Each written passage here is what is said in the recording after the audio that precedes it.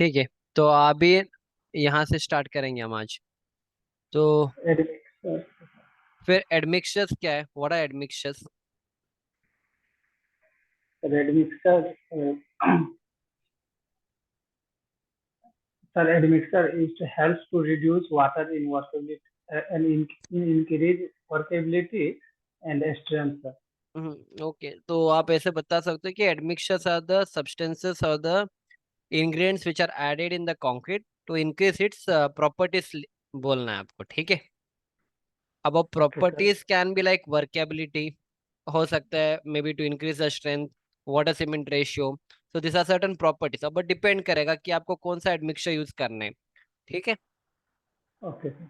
Admixtures के type बताओ, what are the different types of admixtures? Sir, retarder, accelerator. Types of admixture पूछ रहा हूँ, type of admixtures. Type of admixtures आपके दो टाइप के होते हैं, एक है मिनरल एडमिक्सचर्स, एक होता है आपका chemical admixtures. Mineral or chemical. हाँ, मिनरल एडमिक्सचर और केमिकल एडमिक्सचर रहेगा। Okay, sir. तो फिर आपने पढ़ा नहीं क्या वो? सर मैंने पढ़ा था एडमिक्सर का टाइप में, तो मैं वो सर वो पांच पढ़ा था, एक्सलेटर, रिटार्डर, और सर था हम्म। वाटर रिड्यूस, और सर था हम्म। प्लास्टिसीजर, देखो यहाँ पे सुपर प्लास्टिक। ठीक है। एडमिक्सचर्स में दो टाइप जो है यहाँ पे, एक है आपका केमिकल एडमिक्सचर्स, दूसरा आता है मिनरल एडमिक्सचर्स, ठीक है। Okay sir. तो केमिकल एडमिक्सचर्स मतलब क्या है? जैसे एक्सीलरेटर हो गया, रिटार्डर हो गया, वाटर, इसके बाद plasticizers are also called as water water reducer, super plasticizer, air entering admixtures, ये सारे आपके केमिकल एडमिक्सचर्स है। जो केमिकल, इसमें केमिकल्स रहेंगे, राइट। Yes sir. फिर मिनरल एडमिक्सचर्स मतलब जो एक्चुअली हमें वेस्ट से मिलता है, जैसे फॉर एग्जांपल फ्लाई ऐश, जो कोल इंडस्ट्री का वेस्ट है, जीजीबीएस, फिर आपका सिलिका फ्यूम, ये सारे आपके मिनरल एडमिक्सचर्स है, ठीक है। Okay sir. ओके बाकी सर। ये पढ़ लेना कि एक्सीलेटर कहाँ पे यूज, एक्सीलेटर का मतलब क्या है, what do you mean by accelerator, कहाँ पे यूज करेंगे एक्सीलेटर को? सर एक्सीलेटर को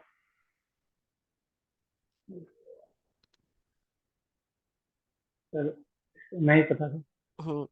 एक्सीलरेटर का मतलब क्या है? मतलब कोई भी चीज को बहुत स्पीड करने के लिए भी कॉल इट एज एक्सीलरेटर। जैसा आपका यस सर। बाइक का एक्सीलरेटर है, कार का, तो क्या होगा, जैसे आप उसको दबाओगे your vehicle will go speed, right. Yes sir. In the same way accelerator हम जहां वहां पे यूज करेंगे जहां पे हमको थोड़ा जल्दी से हमें सेटिंग चाहिए, ठीक है। फॉर एग्जाम्पल मान के चलो आप कॉन्क्रीटिंग कर रहे हो, जैसे शिमला हिमालय में, हिमाचल में आप कॉन्क्रीटिंग कर रहे हो, को बहुत कोल्ड रीजन में आप कॉन्क्रीटिंग कर रहे हो, तो कोल्ड रीजन है, आप जैसे कंक्रीट डालोगे तो वहां पे जो डायरेक्टली सेटिंग नहीं होगा, क्योंकि वहां पे ना सनलाइट है। अगर सनलाइट नहीं है तो वहां पे क्या होगा, सेटिंग बहुत स्लो हो जाएगा। तो in that yes case sir. हम क्या करेंगे, एक्सीलरेटर्स को यूज करेंगे। तो इससे क्या होगा, आपको जो इनिशियल सेटिंग होगा, जो फाइनल सेटिंग होगा, वो जल्दी से हो जाएगा, यस सर। ठीक है। फिर रिटार्डर क्या ओके करेगा? सर। सर ये टाइम को इंक्रीज करेगा सर।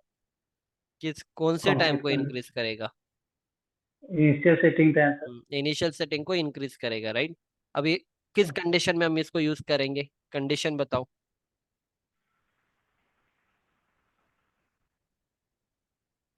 हम्म। सर जैसे अगर जैसे सर मतलब जहाँ पे काम हो रहा है उसका मतलब ट्रेवलिंग बहुत ज्यादा दूरी है, हम्म। इसलिए sir.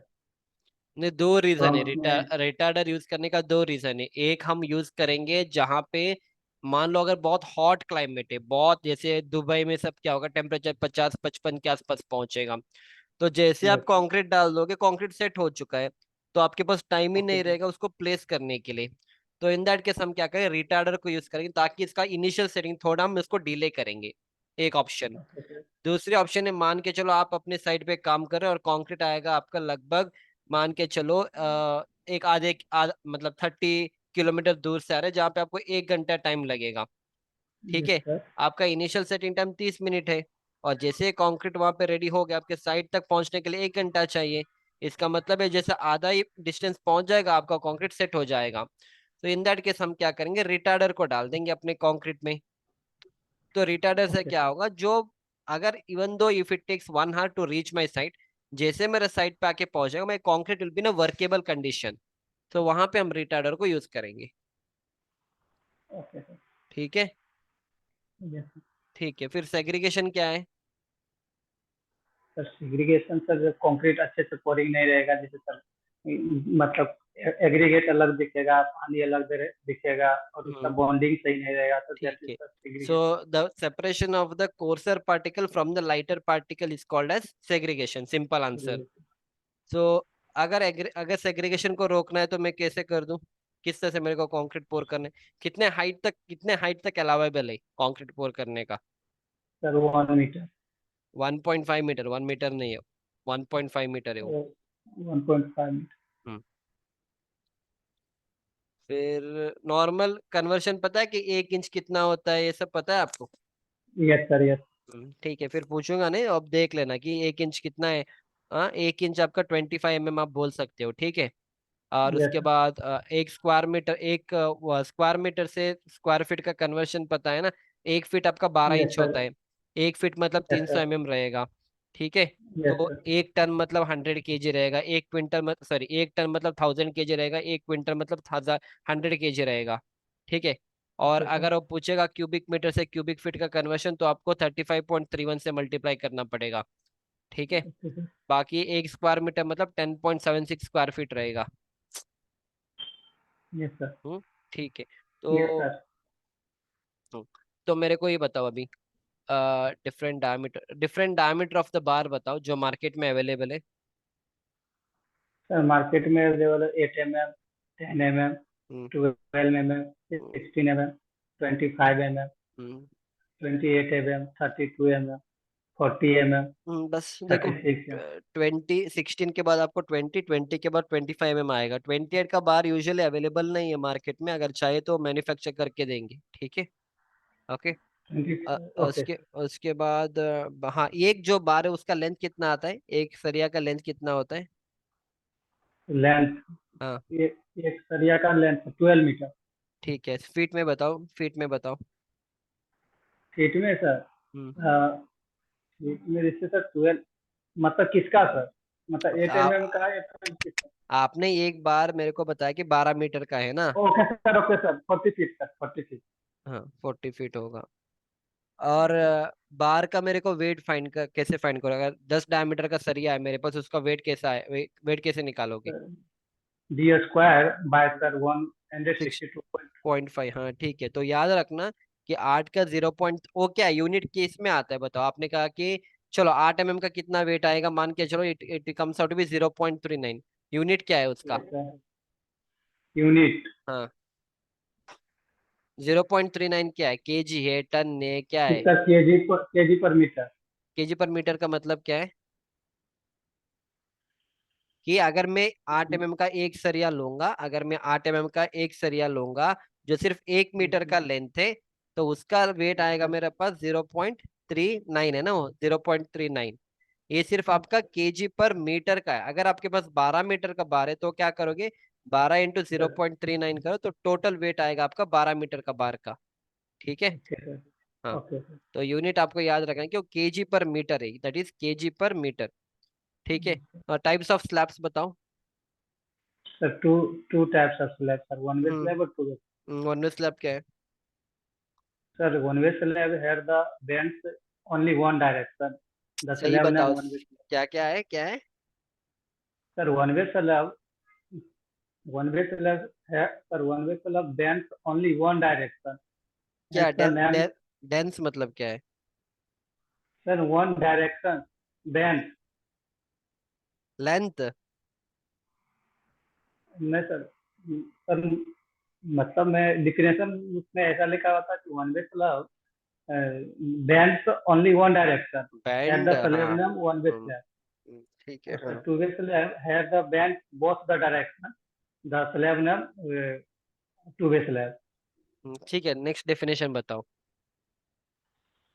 Next sir, one way slab में सर शॉर्टर और लॉन्गर दोनों मेन रेफरमेंट होते हैं, और क्या सर है, क्या है, क्या है? दोनों वन लोग। वन में स्लैब में क्या होता है? आप मेरे को वो नो सर, रेशियो बताओ, रेशियो बताओ, रेशियो क्या होता है बताओ। रेशियो, तो डब्ल्यू डिवाइडेड बी यार ग्रेटर। छोड़ दो, तुम कुछ भी बता रहे हो, छोड़ दो, मैं बताऊंगा, एक बार सुनो।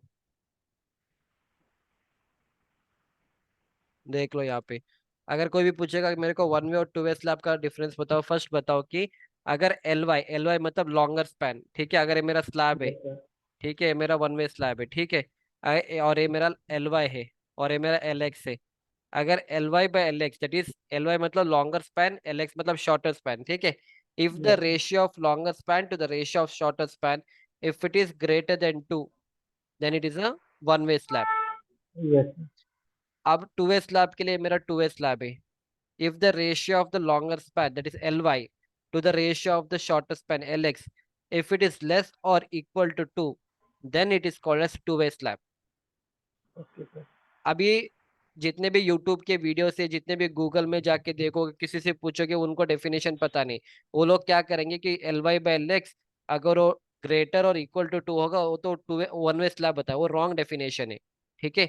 राइट डेफिनेशन जो मैं बता रहा हूँ आईएस कोड के हिसाब से, अगर Ly/Lx रेशियो ग्रेटर देन 2 है, वो आपका वन वे स्लैब है। If it is less or equal to 2 है, वो आपका टू वे स्लैब है। Okay sir. ठीक है, इतना डेफिनेशन बताओ, बाकी है काफी है। नेक्स्ट डेफिनेशन आपको पूछेगा कि मेरे को बार कैसे लगाओगे, तो वन वे स्लैब में आपका सिर्फ मेन रिइंफोर्समेंट ही आएगा, ठीक है, मेन रिइंफोर्समेंट सिर्फ आपका शॉर्टर डायरेक्शन पे लगेगा, लॉन्गर डायरेक्शन पे आपका डिस्ट्रीब्यूशन लगेगा। Okay one sir. वे स्लैब में मेन रिइंफोर्समेंट सिर्फ शॉर्टर डायरेक्शन में लगेगा, लॉन्गर में आपका सिर्फ डिस्ट्रीब्यूशन स्टील लगेगा। Okay sir. Two way slab में दोनों डायरेक्शन में मेरे मेन रिइंफोर्समेंट लगेंगे, शॉर्टर में भी लगेगा और लॉन्गर में भी लगेगा। अब वो पूछेगा तो तुम्हारा डिस्ट्रीब्यूशन बार कहाँ पे लगाओगे टू वे स्लैब में, तो जो मेरा लॉन्गर स्पैन का डायरेक्शन का जो बार है, वही मेरा डिस्ट्रीब्यूशन के बार जैसे काम करेगा। Simple answer.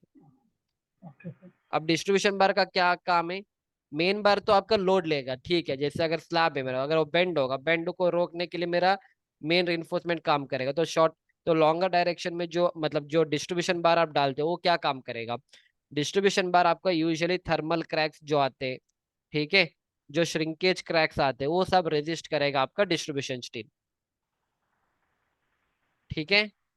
Okay sir. इतना याद है, वो सारे चीज मैंने लिखा है, difference between one way two way sir slab यहाँ वो पे। जो सर वो जो अगर क्वेश्चन करेंगे वन वे स्लैब और टू वे स्लैब में डिफरेंस, तो सर हम्म, इतना सारा बताना ना पड़ेगा या सर? नहीं, 10 दो मैं बताऊंगा। फर्स्ट आप बताओ कि one way slab are those slab whose L Y by L X, L Y मतलब लॉन्गर स्पैन, एल एक्स मतलब शॉर्टर स्पैन, जिसका रेशियो अगर ग्रेटर देन 2 होगा, वो मेरा वन वे स्लैब है, finish. Okay sir. Two way slabs are those slabs whose longer direction to the shorter direction, L Y by L X ratio if it is less or equal to 2, ये आपका to way slab है। इतना ही बताना okay है, sir. इसके आगे कुछ बताना ही नहीं है, खत्म। सर अब वो पूछेगा सर इसको आगे, राइट कर। ने राइट करने का क्या है, देखो यहाँ पे सारे लिखा है, हाँ ठीक है, देखो यहाँ इतना ही बताओ, ठीक है, ओके सर। ठीक है। देखो ओके सर। इतना बताओ, फिर देखो आप यूट्यूब में जाओगे तो सारे गलत आंसर है, कि देखो आपका वन वे स्लैब ऐसा नहीं कि सिर्फ दो ही सपोर्ट पे, दो ही बीम के ऊपर रेस्ट करेगा, ये वन वे स्लैब आपका चार बीम के ऊपर भी रेस्ट करेगा, ठीक है, और टू वे स्लैब भी आपका चारों सपोर्ट के ऊपर रेस्ट करेगा।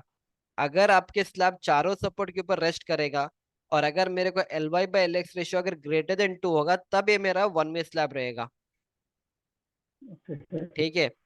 तो आप आपके टेक्स्ट बुक में आंसर्स क्या आएगी, if it is supported on two edges, आप इसको डायरेक्टली वन वे स्लैब बुलाते हो, right, normal practice. Hello, okay sir. ठीक है, तो आप बता देना, इतना ओके। बताओ, ठीक है, काफी है, ठीक है। बाकी इन डेप्थ अगर आपको समझना है तो मेरे कोर्स में एक्सप्लेन किया, इसको इन डेप्थ में आप सीख लेना, ठीक है। ठीक है। ओके, फिर ये छोड़ दो, माइल्ड स्टील बार के बारे में नहीं चाहिए, उतना पूछेंगे नहीं हो। फिर ब्लैक कॉटन सॉइल भी नहीं चाहिए, ये भी नहीं चाहिए। हाँ, ठीक है, फिर इसका एक थोड़ा फुल फॉर्म भी याद रख लेना, ठीक है। टीएमटी का मतलब क्या है, टीएमटी बार मतलब थर्मोमैकेनिकल ट्रीटेड, थर्मोमैकेनिकल ट्रीटमेंट बार। टीएमएक्स मतलब थर्मस ट्रीटमेंट और और जर्मन का मैच पावर बार। एक। टॉर मतलब ट्विस्टेड और इन्फोर्समेंट होता है, ओके ठीक है। सर। ए भी नहीं चाहिए, टीएमएक्स भी नहीं चाहिए, टीएमटी काफी है। एईसी का मतलब है ऑटोक्लेव एरेटेड कंक्रीट ब्लॉक्स होते हैं, ठीक है, autoclave aerated concrete block AEC के ब्लॉक से, ओके सर। ठीक है। सीएलसी मतलब cellular light weight concrete cellular block, light. ठीक है। अब आप पूछेगा, मान लो कल तुम्हें साइट पे अगर जॉब मिल जाएगा, तो क्या क्या टेस्ट करोगे मटेरियल्स के ऊपर, तो सीमेंट के ऊपर तो आपने मेरे को कल एक्सप्लेनेशन दिया है, सीमेंट का हो गया काम। जैसे ठीक है। ब्रिक एंड ब्लॉक के ऊपर क्या क्या करोगे? ब्रिक अगर आएगा फर्स्ट हम उसका साइज देखेंगे। ठीक है। जैसे फिर उसको हम 1 मीटर के हाइट से उसको ड्रॉप करेंगे, अगर वो टूटेगा नहीं that means it's a good quality brick. ठीक है। हम दोनों ब्रिक को इस तरह से मारेंगे, अगर एक मेटेलिक साउंड आएगा टक करके, तो ये आपका अच्छे क्वालिटी का ब्रिक है। ठीक है। जैसे बस 3 बताओ, काफी है। बाकी जो मेरे कोर्स में एक्सप्लेन किया है कि क्या क्या टेस्ट आपको करने हैं, 3 आप बता दो काफी है। जैसे यहाँ पे देखो मैंने एक्सप्लेनेशन दिया है ये सारी चीज। ठीक है, qualities of a good brick सब कुछ लिखा है। एक आप दोनों इस तरह से मारो दोनों ब्रिक को, तो आपको एक मेटेलिक साउंड आएगा। दूसरा, आप 1 मीटर जैसे के हाइट से उसको गिराओ, अगर वो टूटेगा नहीं that means it's a good brick. आप 20 ब्रिक को ले लो, उसका सारे का डायमेंशन नाप लो, अगर ज्यादा डिफरेंस नहीं है टॉलरेंस में that is a good brick. अगर आपके ब्रिक का जो शेप और साइज और जो टेक्सचर है अगर अच्छे से दिख रहा है जैसे इस क्वालिटी में है that means it's a good brick. काफी है, इतना आंसर बता दो काफी है, क्वालिटीज ऑफ गुड ब्रिक। ठीक है। Okay okay. सर। उसके बाद नेक्स्ट क्वेश्चन आएगा। नेक्स्ट क्वेश्चन क्या है उसके ऊपर? नेक्स्ट क्वेश्चन है आपका कहाँ पे गया?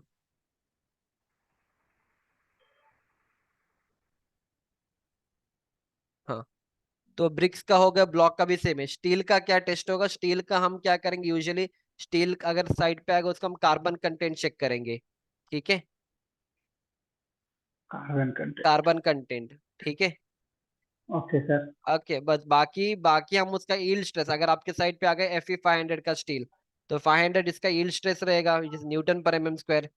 तो आप yes sir. Universal testing machine में इस बार को लगाओगे, दोनों तरह से लोड लगाओगे, तो इसका टेस्टिंग ये सब आपको मतलब आप इतना बता दो काफी। इतने लेवल पे पूछेंगे नहीं क्योंकि क्वालिटी के अंडर आएगा, तो रहने दो, पर इतना याद रखना कि ये सारे टेस्ट होता है। ठीक है। Yes sir. ओके। चलो। बाकी, हाँ, बाकी टाइल्स के ऊपर भी वही होगा, टाइल्स का आप डायमेंशन नापोगे, उसका वाटर एब्जॉर्प्शन चेक करोगे, वो सारी चीज। ठीक है। Okay sir. हम्म, बाकी ये सब छोड़ दो, ये सब नहीं चाहिए। हाँ, ये सब नहीं चाहिए, नहीं चाहिए मतलब बस याद रखना, अगर पूछेगा कि पानी का पीएच हमें कितना रखना चाहिए, आप बताओ कि जो पानी हम, 7। हाँ, आप ऐसे बताओ कि जो भी पानी हम पीने का लायक है, जो भी पानी हम पीते हैं उसी पानी को हम कंस्ट्रक्शन में यूज कर सकते हैं। ठीक है। Okay sir. तो यूजुअली अगर आपके पीएच 6 या 7 है, तो it's a good quality of water, इसको हम कंस्ट्रक्शन में यूज कर सकते हैं। तो बिलो 6 हमें कभी यूज नहीं करना है क्योंकि वो एसिडिक होता है। ओके। Okay sir. 7 के ऊपर जो भी पानी आएगा वो भी आप यूज कर सकते हो क्योंकि वो अल्कलाइन होता है, कोई प्रॉब्लम नहीं है। पर 6 से कम वाला पानी कभी भी हमें यूज नहीं करना है because it is acidic in nature. Okay sir. ठीक है।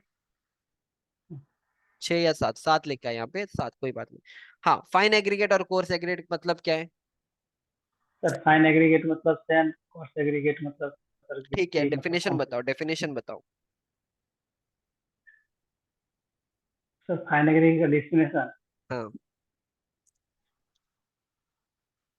छोड़ दो।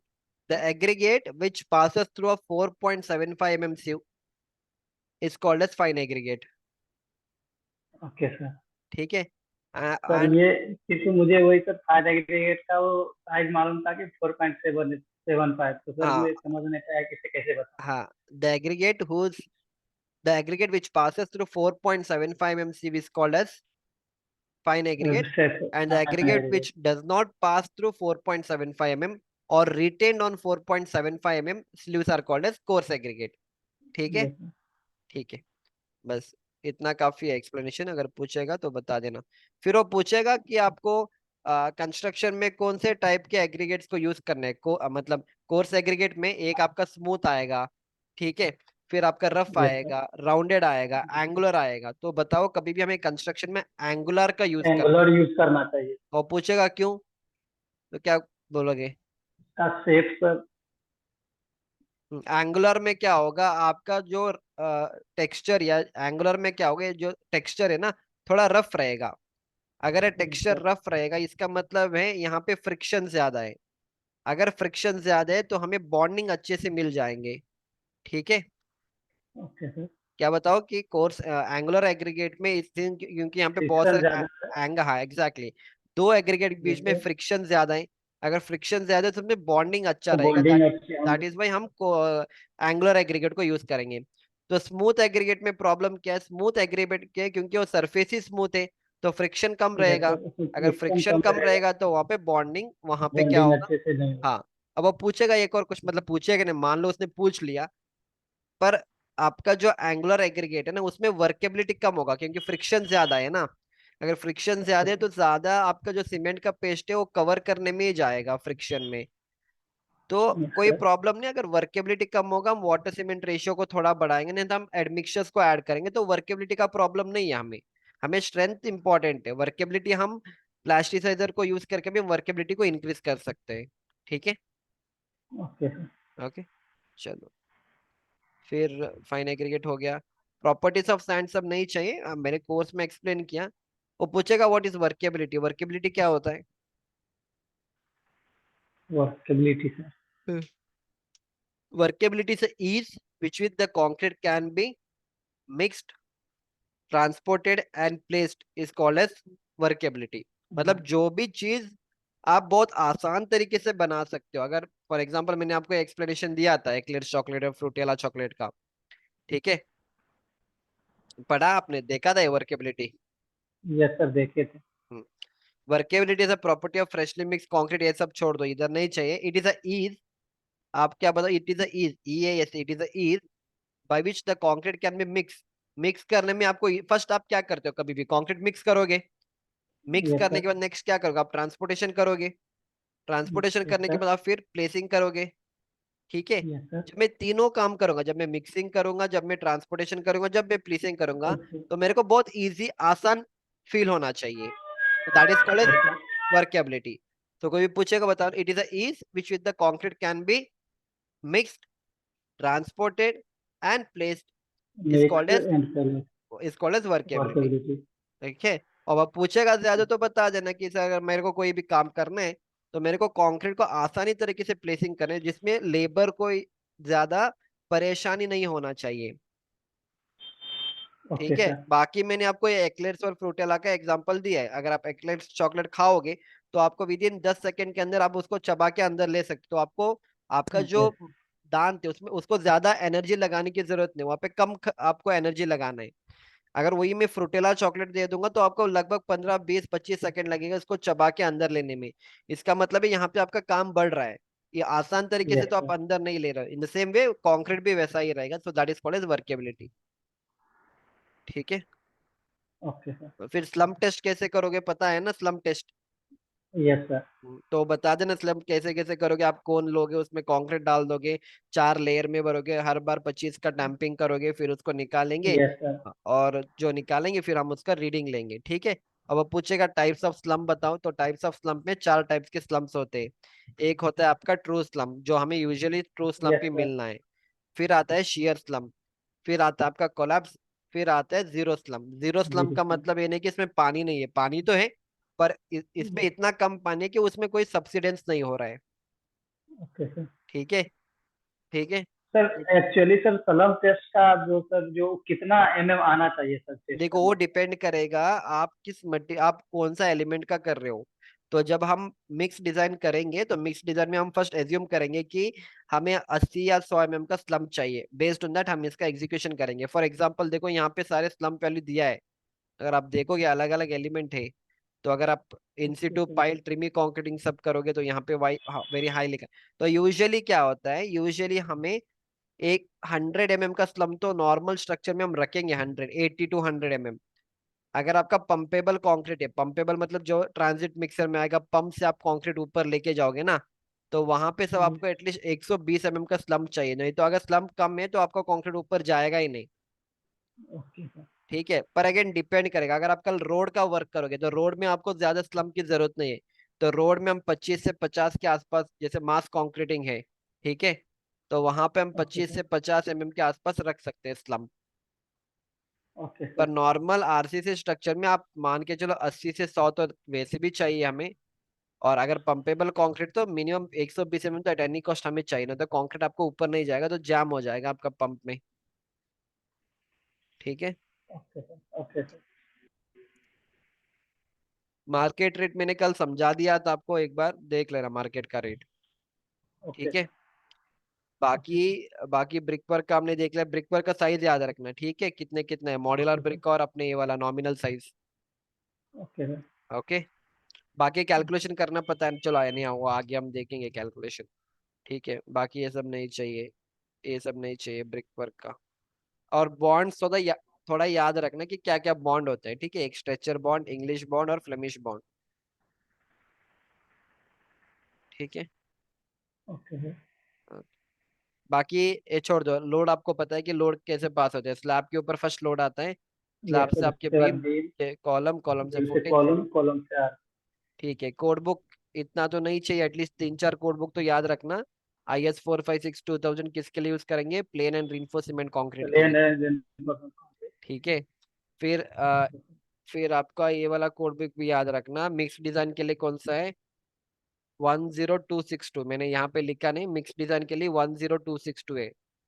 ठीक है। Okay sir. ओके। बाकी ये बस दो याद, बाकी नहीं चाहिए, मतलब ये सब पूछेंगे नहीं। फिर भी अगर देखो ये सब नहीं चाहिए, इसको मत, इसको नहीं चाहिए, ये भी नहीं चाहिए, ये भी नहीं चाहिए। इसको एक याद रखना, IS 1893 2016 अर्थक्वेक रेजिस्टेंट स्ट्रक्चर के लिए हम यूज करेंगे। बाकी नहीं चाहिए, ओके छोड़ सर। दो। ठीक है। 456 2000 याद रखो। 1893 2016 अर्थक्वेक रेजिस्टेंट स्ट्रक्चर के लिए। बस दो याद रखना, बाकी सब नहीं चाहिए। सर अर्थक्वेक के ऊपर से कोई क्वेश्चन भी ना आया है? ना, अर्थक्वेक आप सब फ्रेश हो, आपको वो एमटेक लेवल का क्वेश्चन है, आपको पूछेंगे नहीं। ठीक है, अगर ओके पूछेंगे सर। तो वैसे पूछेंगे नहीं, वो सब पूछेंगे नहीं आपको, ठीक है, अर्थक्वेक के ऊपर। हम्म। सर मेरा ठीक एक दोस्त मतलब इससे पहले एक कंपनी में, वो कॉलेज में आई थी आईटीडी सीमेंटेशन, उसमें उसका लग गया कैंपस। है। हम्म। तो सर उसने बोला था मतलब ओनली सिंपल सिंपल से सारे बेसिक क्वेश्चन पूछते हैं और बस कुछ बस, ज्यादा नहीं। तुम लोगों को बेसिक ही क्वेश्चन, तुम लोग फ्रेशर हो। ठीक है, तुम्हें अगर मैं कल पूछूंगा तो मेरे को IS 1893 का कोड बुक उठा के मैं, तुम्हें पता नहीं ना। और ये जो नो सर। कोड बुक के क्वेश्चंस यूजुअली आपको डिजाइन के जॉब में पूछा जाता है, साइट के जॉब में पूछेंगे नहीं। डिजाइन में आपको कोड बुक का नॉलेज होना चाहिए।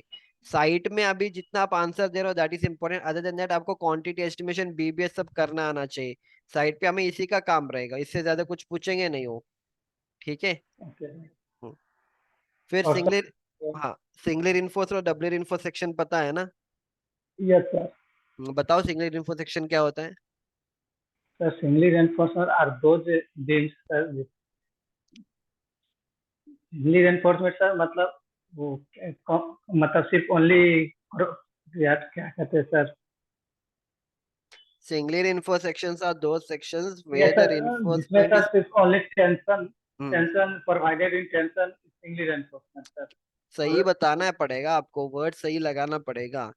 सिंगलर इन्फो सेक्शंस आर दो सेक्शंस जहां पे हम reinforcement, where the reinforcement is put in tension zone. Yes sir.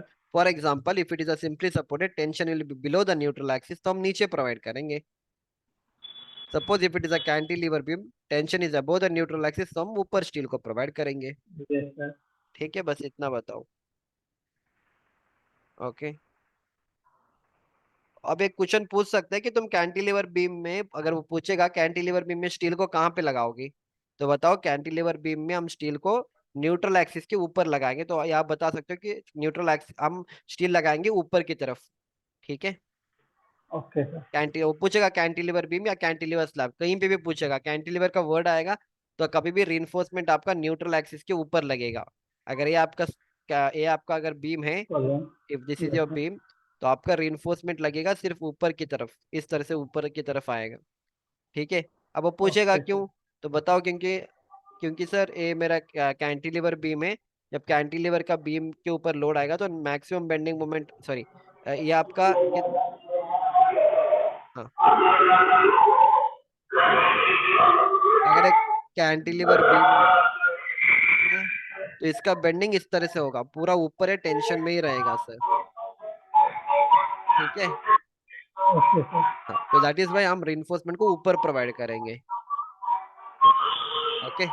इस तरह से बेंडिंग ओके होगा सर। इसका, ऊपर पूरे टेंशन में रहेगा। और हमने कहा कि जहां पे भी टेंशन होगा वहां पे रिइंफोर्समेंट लगाएंगे, तो सिर्फ ऊपर हमारा रिइंफोर्समेंट रहेगा कैंटिलीवर में। Okay sir. हाँ। अब ये सारी चीज इंपॉर्टेंट है, लैपिंग के बारे में पूछेंगे वो।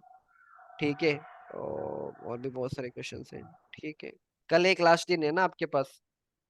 यस सर, ये सर मैंने 20 तक ही किया था सर। हाँ। क्या है? मैंने सर वो 20 तक क्लास किया था सर। आपने जो बोला था रिवीजन करके आने के लिए 20 तक किए थे। और ये इसके बाद 20 से 28 तक करके फिर एक लास्ट आफ्टर सर इवनिंग में। नहीं समझा नहीं क्या है। Sir wait. मतलब ये हम जो लास्ट जो है सर, मतलब इसमें जो 28 क्लास तक था ना सर। हाँ हाँ हाँ हाँ हाँ तो हाँ मैंने हाँ, ठीक है तो समझ गए। मैंने सिर्फ 20 क्लास तक आज किया सर। ठीक है, अभी इसके आगे जाना है। यस, इसके आगे सर अभी नहीं। अभी नहीं, एक काम करना, अभी नहीं, कल एक लास्ट दिन है आपके पास। Yes sir. ठीक है, तो कल लास्ट दिन में हो जाएगा। बाकी मैं क्वांटिटी एस्टिमेशन फिर नहीं लूंगा, क्योंकि ऑलरेडी आपको पता है ना एस्टिमेशन करना। Yes sir. ठीक है, तो मेरे ख्याल से सर हाँ। रिज्यूम में क्या लिखेंगे सर? रेज्यूम अभी तक बनाया नहीं आपने? सर मैंने मतलब सोच रहा हूँ उसमें सर ये एस्टिमेशन डाल देता हूँ कि आई नो आपका एस्टिमेट। रेज्यूमे सेंड करो। आप देखो, मैं एक चीज बताऊंगा। आप ना, मैं आपको रेज्यूमे बताऊंगा कैसे करना है। आपका रेज्यूमे इस तरह से बनाना है, तभी वो इम्पैक्ट क्रिएट करेगा। Okay sir. सर थोड़ा जूम करेंगे? रेज्यूमे में बस आपको क्या है, एजुकेशन लिखना है। इंटर्नशिप अभी मेरे अंडर आपने जो किया वो लिखना है। बस सर्टिफिकेशन करना है तो ज्यादा नहीं लिखना है, बस और कुछ नहीं लिखना है। बाकी हार्ड वर्किंग वो ये सब कुछ भी नहीं लिखना है, बस इतना लिखो, एक पेज के अंदर रखना है आपको, इससे ज्यादा कुछ नहीं। Okay sir. सर मेरा सर वो दो क्वेश्चन सर जो इसका सर आंसर मतलब प्रॉपरली सर क्या होगा? क्या है? सर दो को मतलब कि sir why do you choose civil engineering, और सिविल इंजीनियरिंग क्या है सर? ये क्वेश्चन Why do बराबर you हर choose company. why did you choose civil engineering? मतलब very simple, because I had an interest. ठीक है, I had an interest right from my childhood, that I mean I had an interest in civil engineering right from my childhood. So that is the reason I had taken, and I always wanted to do something for the betterment of the country. So civil yes sir. engineering is that field where we can contribute to the growth of the country. So that is why I chose civil engineering. Simple. अब वो okay sir. पूछेगा how you can contribute by construction. But for everything, if you want a country to be developed, you want in terms of construction, see the road construction happening या building construction, right? हम foreign okay sir. Countries क्यों जाते हैं? Simple, क्योंकि वहां पे development इस range पे है। डेवलपमेंट में कहाँ पे? आप बिल्डिंग देखो, उनका रोड देखो, इंफ्रास्ट्रक्चर देखो ना। ओके हमने कहा सर। कि हमें दुबई देखो, तो दुबई में क्या है, सारे इंफ्रास्ट्रक्चर है, बड़े बड़े बिल्डिंग्स है, तो सिविल इंजीनियर ने बना दिया सब कुछ। आप कहीं पे भी जाओ, यूएस में जाओ, हम जाते क्यों हैं? बिकॉज ऑफ इंफ्रास्ट्रक्चर, वहां पे क्लेanलीनेस होगा, रोड है, सब कुछ है। So that is why. तो आप ओके सिंपल सर। वर्ड्स में बता दो कि सिंपल वर्ड्स में क्या बताओगे? या simple words, because right from the childhood I had a dream of becoming a engineer, and I always wanted to contribute something to the country, and I thought that civil engineering is a field which can help in doing that, so I chose civil engineering. Okay sir. ठीक है, फिर क्या है? Sir वो civil engineering क्या है? Civil engineering क्या है मतलब? अब क्या बताओ सिविल इंजीनियरिंग क्या है? व्हाट इज सिविल सर ये। इंजीनियरिंग इज, बस बता देना, civil engineering is the mother of civil engineering, I mean sorry, civil engineering is the mother of engineering. Okay sir. ठीक है, देखो व्हाट इज सिविल इंजीनियरिंग तो पूछेगा नहीं कि व्हाट इज सिविल इंजीनियरिंग। अब तो बता देना कि सिविल इंजीनियरिंग क्या, कि सर हर एक चीज जो कंस्ट्रक्शन के रिलेटेड है, that is civil engineering. If it is a road construction, building construction, infrastructure projects, जैसे डैम हो गया, जितने भी कंस्ट्रक्शन आजकल चल रहा है, everything is civil engineering. Okay sir. फिर और हाउ कुछ डू नहीं यू सर। Introduce yourself? आप एक बार इंट्रोड्यूस करो अपने आप को। अगर कल पूछेगा, पूछेंगे इंट्रोड्यूस योरसेल्फ, तो कैसे इंट्रोड्यूस करोगे आप? सर ये सर आता है सर। इंग्लिश आता नहीं? बताओ मेरे को। Sir my name is Abhishek sir, शुरू से करें या नाम? शुरू से ही करो। मान लो आप कल इंटरव्यू पे आ गए, तो बता दो, इंट्रोड्यूस योरसेल्फ। आप कैसे इंट्रोड्यूस या करोगे? सर तो sir first of all sir कहेंगे सर मतलब गुड मॉर्निंग। आपने आपने आपने म्यूट कर लिया, म्यूट किया है आपने, म्यूट किया है, म्यूट किया है। हाँ। सर। हाँ बताओ। सर जैसे कि sir good morning sir. First of all thank you for giving this opportunity to introduce myself. My name hmm is Abhishek Kumar. Hmm. Basically I am from Bihar, but currently I am living in Orissa. Okay. Okay sir. हाँ ठीक और है, फिर आगे। वो nervous हो गया sir. हाँ ठीक है, आगे मेरे पास 1 मिनट है, बस खत्म हो जाएगा, जल्दी से बताओ, नहीं तो फिर कल बताना पड़ेगा आपको। Sir, I am fourth year student in civil branch from Nalanda Institute of Technology. हम्म, ठीक है, बस इतना बता देना कि जैसे तुमने बताया ठीक है। Good morning everyone, thank you for giving me opportunity. So my name is Abhishek Kumar and I'm currently studying in fourth year of so and so college। बस इतना बता देना, काफी है। ठीक है। Yes, sir. ठीक है, Okay, चलो। sir. हाँ, लास्ट में सर ये जैसे सर बता हो सकता गया, हूँ चलो, मेरा मेरा मीटिंग खत्म हो जाएगा, कल देखेंगे, नहीं तो मेरे को व्हाट्सएप कर देना। चलो। तो सर ये वाला जो सर अभी जो रिकॉर्डिंग